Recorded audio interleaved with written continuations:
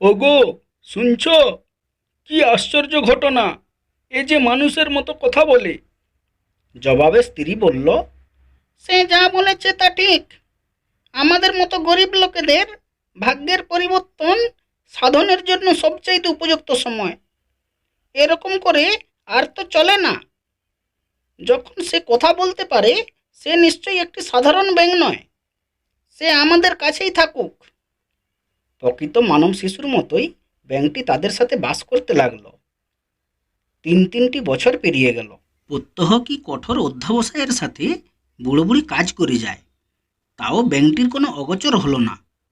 এমত অবস্থায় সে একদিন বুড়িকে বলল, মা, মোটা ময়দা দিয়ে একটা ভাপা রুটি তৈরি করে একটা থালার মাঝে রেখে দাও।